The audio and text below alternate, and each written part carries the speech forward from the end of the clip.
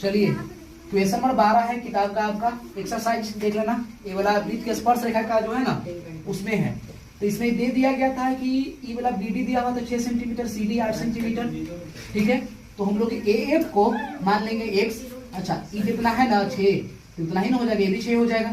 अच्छा जितना ये 8 है उतना ही 8 हो जाएगा। सी का मान कैसे हो जाएगा, क्योंकि वृत्त के किसी बाहर बिंदु से, वृत्त के किसी बाहरी बिंदु से अगर दो गो स्पर्श रेखा खींचते हैं तो दोनों की लंबाई क्या होता है, आपस में बराबर होती है।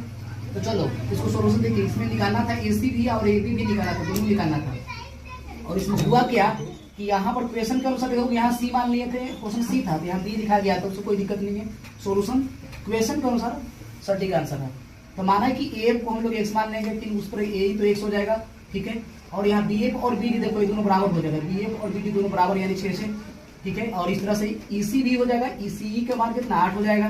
फिर ओडी का मान जानी रहो कितना 4 सेंटीमीटर, ओ एफ और ओ इकाई की त्रिज्या है, तो ये भी 4 और ये भी 4 हो जाएगा, ठीक है। और हम जानते हैं कि वृत्त का स्पर्श रेखा स्पर्श बिंदु से जाने वाली त्रिज्या पर लंब होती है, ठीक है। स्पर्श रेखा ये हुआ और ये त्रिज्या हुआ, तो लंब हो जाएगा यहाँ भी और यहाँ भी और यहाँ भी, इस तरीके से लिख देंगे। अब देखिए त्रिभुज एबीसी का क्षेत्रफल अगर निकालना है तो 3 को त्रिभुज दिख रहा होगा, इसको ज्वाइन कर लेंगे पहले ई वाला बिंदु से, वो भी ओ ए ओ सी, ठीक है। ये लंब का काम करेगा तीनों, तो इसका इस त्रिभुज का क्षेत्रफल प्लस इस त्रिभुज का क्षेत्रफल प्लस इस त्रिभुज का क्षेत्रफल, तीनों त्रिभुज का क्षेत्रफल को जोड़ दीजिए, यहाँ लिख दिए, देख लीजिए।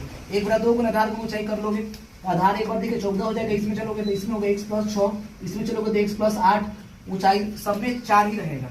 इस तरीके से हम 4 कॉमन ले लिए, 1/2 कॉमन ले लिए, इस तरीके से 4x + 56 आ गया। अभी इधर दिखा दो। अब हम लोग एक और तरीके से त्रिभुज एबीसी का क्षेत्रफल निकालेंगे, एक और तरीके से, कैसे, हेरोन फॉर्मूला से। ए बी को ए मान लिए, यानी ए का मान x + 6, बी का मान 14, सी का मान x + 8 ले लिए।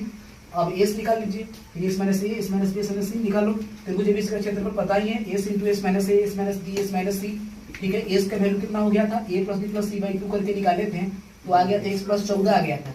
अब यहाँ से रख दो, s - b का मान देखो घटा के करोगे 8 आ जाएगा, एकड़ x एकड़ 6 गुना करोगे आ जाएगा।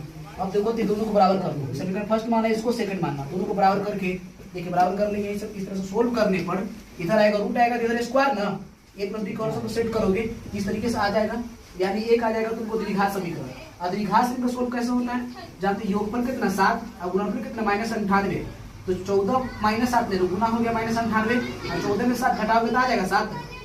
गुणनखंड करने पर x + 14 x - 7 आएगा, x का मान -14 x का मान 7 हो जाएगा।